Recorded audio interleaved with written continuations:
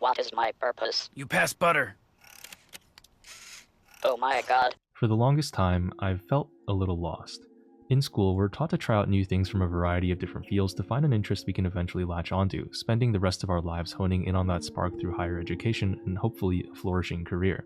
But while it seemed that my classmates were able to find that spark of passion in science, math, writing, history, art, or sports, it seemed for me that no matter what I tried, I was always missing that spark, that sense of, this is so awesome, I could see myself falling in love with this and doing it for years. So when I graduated high school, I gave up on finding that spark and instead just chased after the money. In university, I applied to be a computer science major because that was considered the money-making degree at the time, weird how that turned out, and I did a year of CS until I eventually switched out of the program. It wasn't even that I was bad at it, not to brag, but I had almost perfect grades, but the whole time I just felt like a puzzle piece being forced into a slot that it wasn't made for. The lack of passion for the subject was catching up to me, and I was burning myself out trying to mimic the enthusiasm of the people around me. I knew that if I continued forcing myself down this path, I'd probably hate my life, and likely wouldn't be as good or have nearly enough initiative compared to the people who genuinely enjoyed the subject. So I switched to healthcare, hoping that at least helping others could bring me some fulfillment. And it did for a while, but eventually I was wearing myself out on that too. While helping others directly in a hospital or through volunteering felt nice, it also didn't really feel all that different from any other job. To a certain extent, every occupation in society helps some group of people. A doctor helps patients get better, a banker helps people store money, a plumber helps people unclog their plumbs. Helping people does feel good, and I think fulfillment in life broadly stems from that principle in one way or another, but something as vague as helping others isn't an outcome unique to healthcare as a profession, nor was it the passion that I had been searching for when I switched out of computer science and into healthcare. Years later, and I was still just chasing the money. What did I actually want to do with my life? What was my reason to exist? But also, what else could I do at this point besides commit to the path that I had chosen? Coming up on my last year of university back in 2024, it was already too late to switch majors. I was already locked in, and so with no room to switch, I tried my hardest to shut out all my doubts, hoping that I would learn to love healthcare, and I filled up on coursework and extracurriculars to pad out my resume and shut out all excess thoughts. But whenever I had a spare moment free from the distractions of life, the doubts would keep creeping in, and they'd keep me up at night. These doubts would keep building up until eventually, on the night before my graduation ceremony, I found myself unable to sleep, feeling the most lost I had ever felt. And then, in a random burst of sleepless delusion, I decided to make a YouTube channel called Bedlam. It's a word that refers to chaos, uproar, and extreme confusion, originating from the nickname for the first mental health institution, the Bethlehem Royal Hospital in London.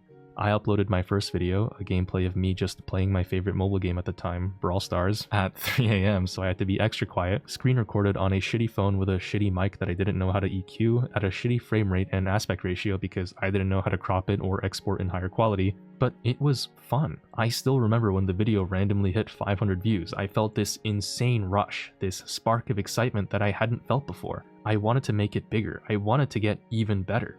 Fast forward almost 2 years later, and I don't consider myself a big YouTuber by any means. I'm not small, but still fairly niche. I make decent quality videos, or at least I try to, and I've been blessed with a pretty loyal fan base who are willing to watch me even as I eat McDonald's and talk about the Minecraft movie. Sure, I'm having fun, and after doing this for a while, I can definitely say that YouTube has been the biggest passion in my life so far, but it's also been the most stressful. How many views did my last video get? Am I still growing? Am I falling off? Am I still funny? Have I gotten boring? How do I appear more interesting to people? How do I make my thumbnail look better, my titles catchier, my viewer retention stickier? What am I doing wrong? Will any of this last? YouTube is kind of an insecure job, not just in the sense that everything might fall apart at a moment's notice, but also in that you're constantly made to feel insecure about your content, which can often be an extension of who you are. You naturally compare yourself to others, you envy others, but you still watch others and try to learn and take inspiration, and if the results don't show, you feel even worse. If you do see results, you feel the pressure and anxiety that your next step might lose it all. Towards the end of 2025, I found myself exhausted again and somewhat burned out. For a while it seemed my passion was to make videos, but at the same time I felt so useless. At least when I worked in healthcare, I could see the visible impact that I had on others, but behind a screen, what do any of these numbers even mean? I had burned so much of myself into my videos. Over time, as the self-doubts grew, it felt like even my very self lost its meaning. Just a face saying words that could be exchanged for any other in the sea of faces saying words. If I disappeared tomorrow, would anyone even care? If this was supposed to be my passion, but I'm not happy, then who was I doing any of this for? And then last November, I flew out to Brawl World Finals because I am a Brawl Stars YouTuber after all, and it was the first year that I could actually afford to go. It was, in a lot of ways, my last Hail Mary to find myself again, and it also ended up being an extremely enjoyable trip. You'd think just staying home and watching an event online would offer a better viewing experience since you wouldn't have to see a display from hundreds of meters away and could actually hear what was being said over the crowd. Plus, as a content creator, staying home would also net me higher viewership through watch parties. But surprisingly, being there and feeling the energy of the crowd, seeing the pros stand on stage in person, everyone there uniting over a common love for a game that I also loved and played, there was a level of connection and passion that you won't feel seeing this footage on a screen. The energy in the stadium was incredible, and I'm honestly glad I went, even if I didn't get to stream it. So this is why girls are always going to concerts. Good to know. But even more valuable to me than the event itself was the people that I met. So many fans, presumably some of you guys watching this right now, walked up to me and told me they loved my stuff. It was an incredibly humbling and heartwarming experience. Completely different from reading comments online, these were actual people putting in the effort to walk up to me specifically to say that they liked me. I'm glad the lighting hid just how much I was blushing in this footage. You better believe my ego in those few days was fully stroked to completion, and that trip alone made me rethink everything I was doing, who I was doing it for. I realized that people actually did care about what I was doing, at least enough to go out of their way to tell me to my face. And it was the first time I had really felt connected to my and the broader Brawl Stars community. My channel did have some value to others after all. Was it worth $90 for 3 days? I think so, but was it worth the 500 plus in flight tickets and additional spend on accommodations and food? While I was in Sweden, I did try some of the local foods like meatballs and also surströmming, which I'll finally be including footage of at the end of this video. If you don't know what that is, it's basically like rotten fish that's in a can. It's like horrible. And one of 3 foods that Sweden can confidently say is like a unique food in their country. But ultimately, the price tag is pretty expensive just to watch some games. If you're a creator or want to meet your favorite creators or pro players who are going, I think it can be worth it, but that's up to you to decide. But you know what was even more impactful to me than this Worlds trip? About a month ago, I actually got a message from a community manager at Supercell sending me and a bunch of other US-based content creators an invite to fly out to their main office in Helsinki, where they'd cover all the expenses including flights, food, including drinks, and accommodation. A free, all-expenses-paid trip to Europe with a bunch of people my age, aka free food and alcohol and a good time? Hell yeah, man, sign me up. And can I just say, it's a little corny to say this, and I hope nobody who was on this trip is watching this, but I genuinely think it was some of the most fun I've had on a trip abroad ever. Promise to not tell anyone I said that though. He'll ruin my carefully handcrafted, nonchalant image. And my appreciation for this trip is honestly in such stark contrast to how I felt before the trip too. Like, I fully expected nothing out of it when I first went into it. Like, I remember having this worry that maybe I'd show up and people would find me off-putting, or I'd go and there'd be so many bigger creators it would be hard to feel included, or I'd go and I'd be too shy or nervous or would make a fool of myself. Who knows what'll happen, right? The worst part of social anxiety is that you always build other people up to be bigger and scarier than they actually are. Once I got through an uncomfortably long plane ride to Helsinki, the first person I met up with was Muyo. It was actually really nice to see a familiar face who I'd met at World Finals last year, and we were able to break some of the ice a little since it seemed we were both kind of anxious about the trip. The thing that I didn't realize before the trip was that, of course, other content creators are just a bunch of fucking introverts too, just like me. We're all content creators. We sit in our rooms all day talking to a camera or editing or script writing or whatever. We're all a bunch of socially inept nerds who play Brawl Stars. It's not like going on a business meeting or a random social gathering on the street. These were my people. Muyo and I would meet up with Kevu, Jimbo, Mythic, SKR, Duncan, and Brocode, who are actually 2 brothers, an older one and a younger one, so if you see someone young here, that's why. all super nice guys. Of course, the first thing we did after dropping off our stuff was start playing Brawl Stars together in our floor's common area. I can't understate how cool it was that we were all English-speaking Brawl Stars content creators. Like, if even just one of those was different, I think it would have made it harder to connect. But because we all had that in common, there was just this feeling of like, exchange a few words and bam, there was already so much understanding because we were all so similar. And most of us had all started our content creation journey around the same time 2 years ago. And we were all on the same floor of the hotel too, so it was like some weird Brawl Stars version of a college dorm where we were just a door knock away at all times. On the first day, Wreckers was completely knocked out. Bro would not wake up no matter how loud we knocked on his door, and Wasim hadn't arrived yet, so the 10 of us that were there at the time went to get food nearby at a bar burger joint, which Supercell had actually paid the tab for in advance. So you already know we ran that bill up, baby. I think Duncan and Jimbo had like more than 10 beers combined. Kevu got wasted on one mixed drink, and I got myself 2 plates of burgers and fries because I'm a big back. It was a really good time. You know, burgers and drinks were all very good. A lot of fun conversations were had, and afterwards we headed back and played Brawl Stars in the hotel lobby until we physically couldn't stay awake anymore from the jet lag and passed out. Well, everyone passed out except me and Jimbo, the 2 Nighthawks. Wreckers finally woke up at that time and was hungry, but the restaurant we were at was already closed, so we went to a pizza place for a bit and got some Italian food in Finland. Of course, the first things we Americans eat when we get to a new country are fucking burgers with fries and pizza. But unironically, that's all they serve in these Nordic countries. I swear on my life, bro. That's every restaurant there. It's just burgers, pizza, and fries. Like, I'm not even joking. Okay, you're not missing out on much if you don't go to these countries. The pizza also, in my opinion, wasn't even that good, but Wreckers and Jimbo like theirs, so I'm probably just picky. After that, we wrapped it up for the night because the next day we'd have to get up early for the tour of the Supercell office itself. Now, the Supercell office is a really amazing building. It is really, really fucking fancy there and really nice. You know, obviously billion-dollar company, by the way, I guess. But it was actually kind of hard to really appreciate it because, not gonna lie, these days just passed by in a blur. You know, every day would be meet up by 9 a.m., go to Supercell's headquarters, which was situated just outside our hotel, and have some kind of meeting or presentation. On the first day, we had a session with Adrian, Quinn, and Frank about the upcoming Brawl Stars updates, basically asking us for early feedback on it. I can't tell you about it because I signed an NDA, but yeah, that is what happened. And then we met up with a representative from YouTube who came to talk to us about certain tips and tricks and how the algorithm works. Then we had a dinner with Quinn who joined us. That was really neat. I basically threw a whole laundry list of ideas at Quinn for things to add to the game, and we basically just talked about game design the whole time. It was fun. I really liked it. Shoutouts to Quinn. After the dinner, we got back to the hotel late and pretty much all just passed out from the jet lag and the alcohol, except of course again me and Jimbo. Jimbo, I don't know, that guy said I'm gonna go on an adventure and started roaming around outside Helsinki. I think he got like a wheel of cheese at some point. He just bought a cheese and he was just eating that. I don't know. I went to my room to record a daily video. Don't even know if I was cognizant in that. I had a few drinks and was frankly exhausted from jet lag and not enough sleep, but we pull through for you guys. The day after that, we visited the Spark office in Helsinki, which is what Supercell calls their game incubation lab. They basically have small teams of devs workshopping new games to see if they can land on an idea with potential and then hone in on that spark to try to create something special. We got to playtest a bunch of early games and give our feedback on them, which surprisingly wasn't as fun as you'd think it'd be. Like, oh cool, you get to test games all day, must be a dream job.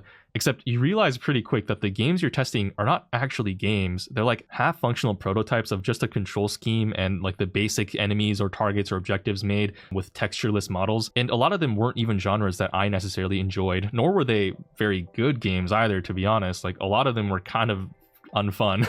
Like, the point is that they're just a prototype and not fully fledged games that are ready to release on the App Store, right? Like, it's just the bare bones thing to try to see if there is anything there that has merit. There were some games that we tested though that actually had some potential. You know, who knows? If things go well, maybe Supercell might actually publish a new game one day. Best of luck to all those devs. As we headed to dinner that day, Kairos Time finally joined us. Holy shit, that's crazy. I actually expected it to be weirder to meet Kairos Time, considering that I quote-unquote grew up watching his videos. Like, when I was in high school, I remember watching him speculate on whether or not Brawl Stars would be killed in beta after the disastrous landscape update. And throughout all of college, I remember watching almost every video from him because, to me, he was the Brawl Stars guy. But meeting him in person, guess what? Turns out he's also just another introverted nerd who happens to play Brawl Stars and happens to do content creation. And so we actually got along pretty well. He's super nice, and I got to hear a lot from him about his life and what he thinks about various topics. You know, apparently bro has like 6.7 thousand hours in old school RuneScape, by the way. He's like hopelessly addicted to that game. I don't know. He was telling me about how he was watching Lord of the Mysteries, the anime, on the plane, and I was telling him about how I actually recently read that whole 2,000 chapter web novel. Really solid, by the way. Very, very fun. Highly recommend. Then the next day on Wednesday was really cool. We actually went on a whole sightseeing tour with the content creators, touring Helsinki and learning about like the history of the place. I honestly don't remember a lot from this, except I kept thinking the whole time, why the hell did Supercell pay for all this for 12 plus people? Like, the meals and flights and accommodations for everyone certainly was not cheap on its own. Like, maybe there's some angle of like, well, it's to get feedback on upcoming updates and try to test new games. Like, I guess that could make some sense. But a paid guided tour around the whole city, like, where was the return on their investment here? That night, we ended up getting dinner at a really fancy steakhouse where we were served like a multiple course tasting menu with some of the best steak I've ever had in my life. I had so many drinks there, my liver was probably screaming at me.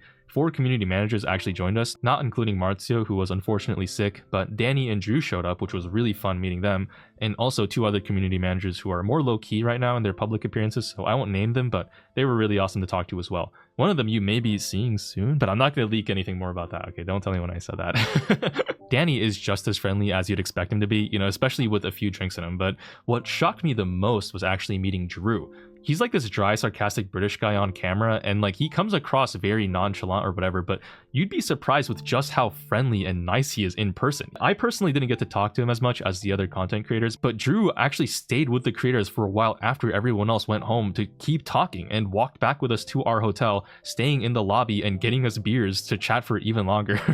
You know, bro is super sociable and a really, really nice guy, and you'd never know it from seeing his appearances online.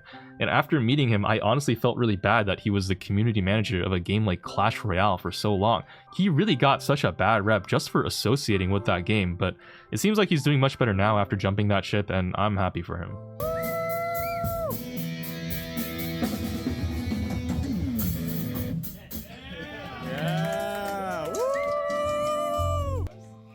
Thursday, we had a meeting with a TikTok representative who came to share similar information as the YouTube guy from day one, and then we went to a super nice lakeside vacation home. It was fully equipped with a sauna, hot tub, beers in the fridge, and snacks, and the lake itself was also frozen over, so we could walk across and ride these weird skate sled things.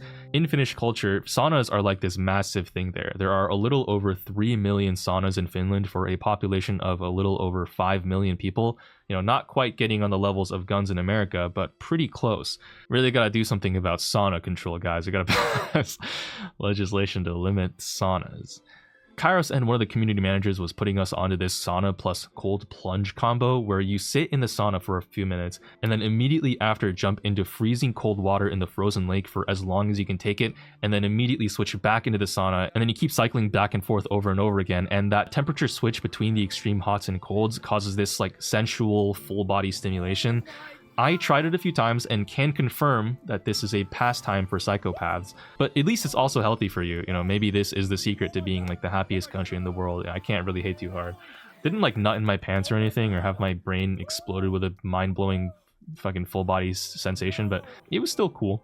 After that, we'd had a nice dinner of salmon and some other stuff, more wine, at a very vintage restaurant, and then with that, we called it a night and headed back to our hotel. Not before, of course, taking a visit to the local Hesburger, which is apparently a McDonald's competitor in Finland. Can't be an American visiting a foreign country if we don't at least try their fast food burger chain of choice before we leave, am I right, people? Hesburger was just okay. Basically indistinguishable from a McDonald's, like down to even the burger sauce, by the way, which is, as far as I could taste, equivalent to Big Mac sauce. And then that was our last night in Helsinki. The next morning on Friday came in the blink of an eye and it was time to go. The Helsinki trip ended just like that. Was the trip insanely fun and my favorite trip in recent memory? Hell fucking yeah. Big shoutouts to AJ and Jeff and Frank, by the way. You know who you are. Loved meeting you guys. Was the trip worth it for me? Yes, I would definitely love to go again. Not sure if I'll get invited, but it was an unforgettable experience for sure. Was it worth it from Supercell's side? I don't know. In talking with the community managers and also a lot of the Brawl devs in my time spent in Helsinki, the general sense that I got was that as a philosophy, Supercell is a company that's willing to take risks and try new things. But in addition to that, as the individuals who comprise the company, the developers also want to see their creators succeed. YouTube creators, which most of us were, generally don't get new players to play the game. In fact, it's usually people who already play Brawl Stars that go to YouTube to watch content about it. So there's no like paid-in exposure or anything that Supercell expects from their content creators for the most part. Instead, content creators provide value to Brawl Stars in making their game stickier. On their own, a Brawl Stars player might pick up the game, get kind of into it, but then drop it eventually. But if they have a favorite Brawl Stars creator that they watch regularly, they might not drop it as fast, and instead stick around, which helps increase player retention. Like and subscribe and all that jazz. Now, do a sizable chunk of Brawl Stars players even watch Brawl Stars YouTube for this stickiness to occur? No, I mean, my guess is the number is less than like 10% of Brawl Stars players who actually watch Brawl Stars YouTubers. Will Supercell see a return on their investment in the money spent on fancy dinners and tours of the city and also the sweet-ass merch that they gave all of us? It honestly depends, and Supercell themselves don't necessarily know the answer either, right? There's a chance that after spending thousands of dollars per creator to fly them out and give them a good time, maybe these creators keep chugging along the same as before and there's no net change or benefit to Supercell's side. But on the other hand, maybe there's also the chance that as a result of this trip, the creators that go feel more valued. They feel more seen and heard. They feel more connected to each other as well as with themselves and their motivations to create quality content. And maybe that'll increase the reach of these creators and further impact the game and its community in a positive way.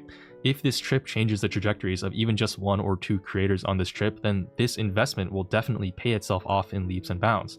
Supercell, from a business sense, are willing to take this risk, but also the employees of this company are individuals who are passionate about Brawl Stars. It's weird to imagine, but they're also consumers of YouTube videos too, and they're fans who are interested in seeing their favorite creators succeed, who are rooting for them and cheering for them from behind the scenes, while also happening to work on the very game the creators make content of.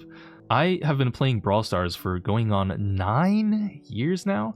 More than a third of my life, I have been a consumer of Brawl Stars, the game. And now, speaking to all of these developers who told me that they enjoyed my stuff and watched my videos and encouraged me to keep going and keep making better and better content, I've been a consumer of Brawl Stars for so long, but it's also like Brawl Stars is now a consumer of me. Thanks so much, Supercell, for the donation. How strange it is to have a years-long one-sided relationship suddenly reveal itself to be a two-sided conversation. Beyond even just a creator code or getting a free vacation, it was also a vindication of my channel's existence and my very purpose on this platform. Like, I'm no longer screaming into the void with my ideas. I've been plagued with self-doubt all my life, and it's weird, but just knowing that someone out there is listening, suddenly my mind feels much more focused and my thoughts more clear. I can't promise to grow my social media presence much bigger than it already is.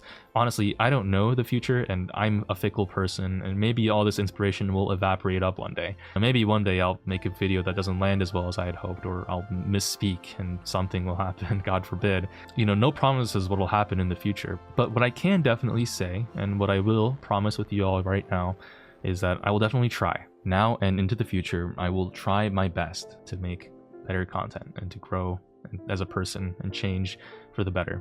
So stick around and we'll see where this year takes us. But first, here's me eating some rotten fish in Sweden.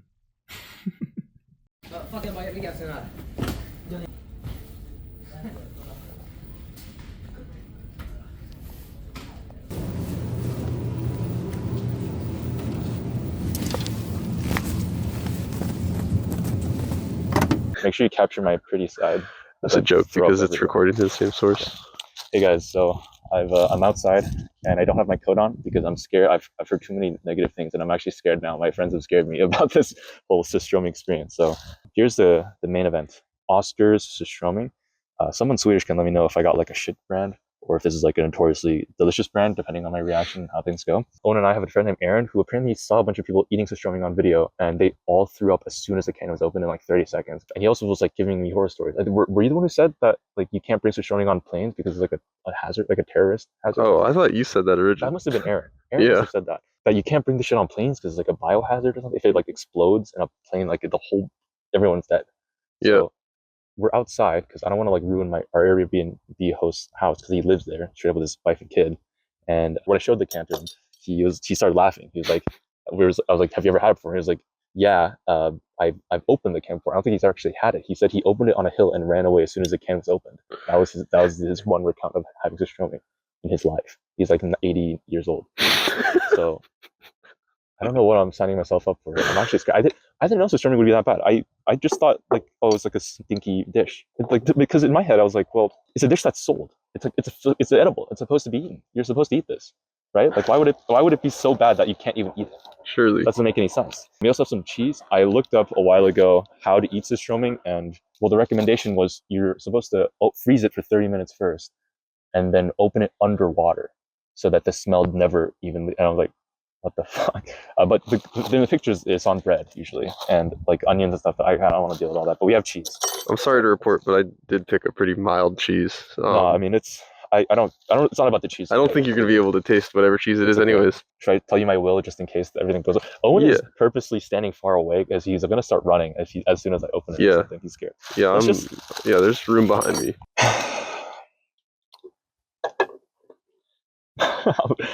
Should I be doing this on a wooden table? What, is it gonna froth? Froth? Like bubble up? Probably not gonna bubble, but if the oil drips out, that might not. Yeah, that's probably good. Okay. Like a hazmat scenario. This is it. It's the moment of truth. Oh my god. That could have been that could have been that could have been really bad.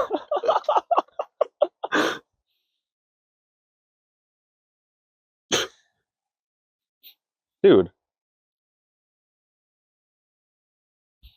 It smells like garbage. Just like straight up trash. And it also smells like unwiped asshole. Like like you like dig in there with your finger and you pull it out and you're like it just smells like a little sour, and it also smells like a carcass. It's strong. You can smell it? No, you can't. Yeah, you're downwind. no, I can.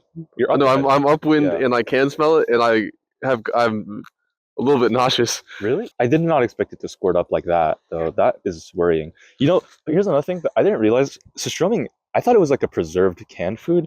This was in a fridge in the store when I got it. And we went to like a restaurant, and it's just been at room temperature. Yeah, I think we did the right thing. A few hours.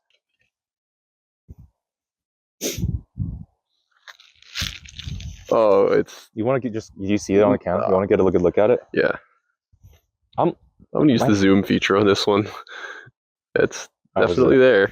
We get a closer look here. Oh shit. Yeah, that's. I mean, it's just like suspended in water, which squirted on my hand, and that's dried. I really didn't expect the fuck. It smells like garbage. I gotta like. No, you have to cut that hand off. Maybe I've acclimated to it, but I don't smell it anymore. I don't know where it squirted.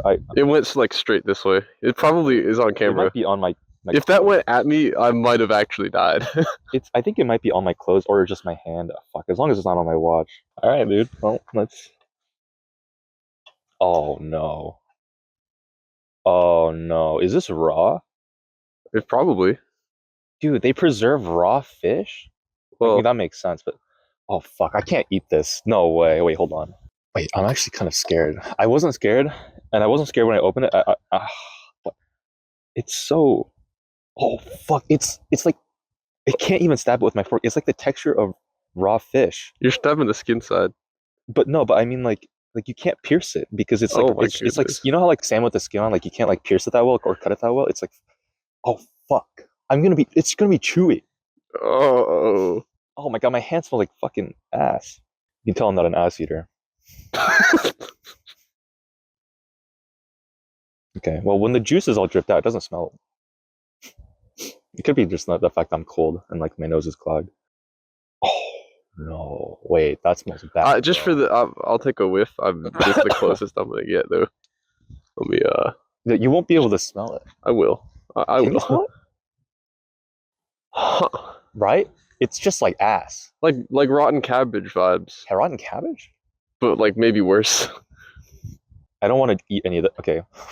You're not gonna do it on the bread. You're just gonna go for it. Fuck. No, you're right. I should do it on the bread. Oh no, dude. Put some cheese on it. Wait, I think the juice dripped on a fork. My other hand is fucked. Okay, I'm gonna. Oh no. Save the rest of this cheese. Bottoms up.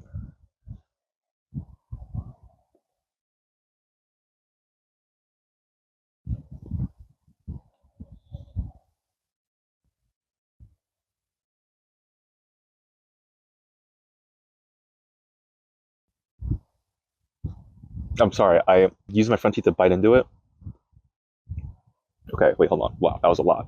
It stuck to the roof of my mouth, and as I was shocked by the initial flavor, so I got scared and I unbit what I had, and then a piece of the flesh stuck with it and it came in my mouth. I almost spat it out. That was so weird. That is so weird. Delicious, The surely. aftertaste is just regular fish. It actually doesn't taste rotten right now, but when I initially bit it, it was just. Well, let me go in there again.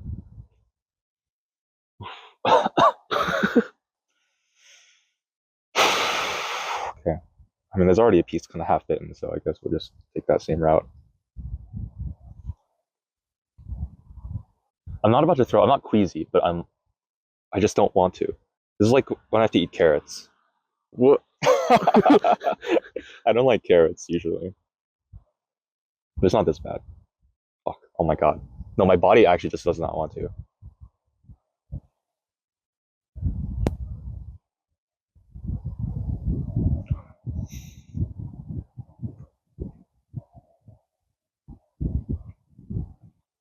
It's really salty.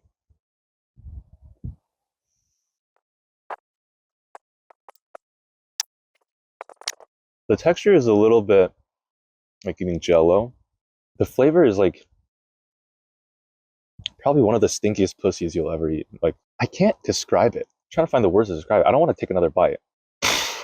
Fuck. Oh, and you gotta no, don't do. I actually I don't know if you can handle it, Owen. I won't. I literally hurled a little bit from the first whiff. It's my hands smell like it now. It tastes the way that it smells, but really concentrated. And Yeah, that sounds like a bad time. it's just really salty, and then the aftertaste is just like just fish. Yeah, that's bad, but I wouldn't throw up over it. Owen, can you do me a favor and open the door for me so I can wash my hands? You going right now, and we'll leave this here. This is like unbearable. I don't know if it got on my clothes. You want some like water or something? Both my hands are dirty, so I'm like, Yeah, I can like pour it into your mouth. yeah, actually, that's fine. But I've always dreamed of this. What does that mean?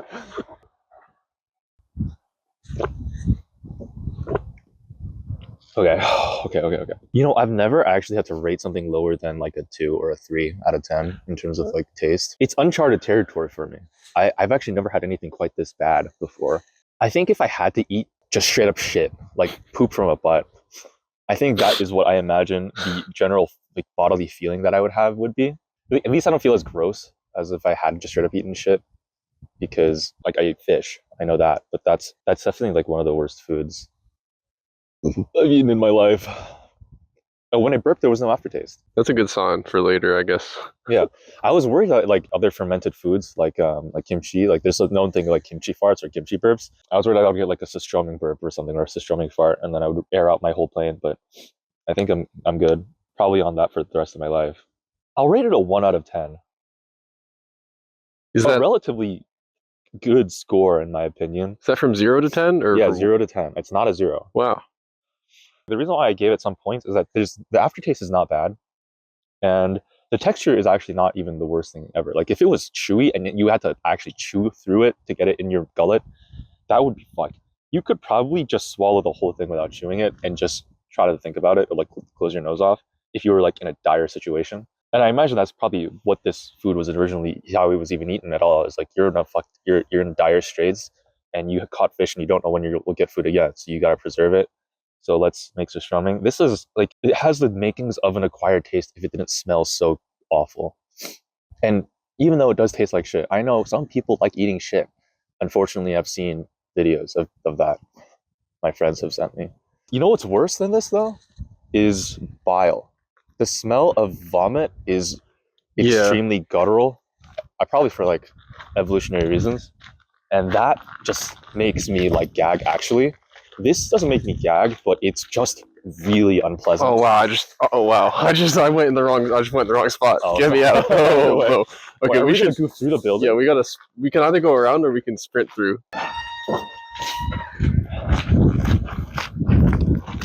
Oh fuck! Oh, you got it. Oh fuck! No, that's Like, like what? Okay, I'm not gonna lie. I just took a piss, right? And my piss low key smelled like surströmming. I don't know if I'm like tripping. The back of one of my hands still smells like surströmming, to be honest. You know what's the most like fucked part about the surströmming though? I gotta say, it's so bad, but it cost $10. $11 I paid for that surströmming can. And I think there were only like 4-5 fillets in there. $2 a fillet. There's no way. That's just garbage. Like, that's probably not even high quality fish that they use. Like, it's just like the worst of the worst. That's like a scam. Wow, what a good time that was.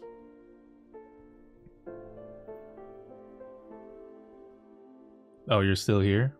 You with me? Well, shit. I mean, if you say so.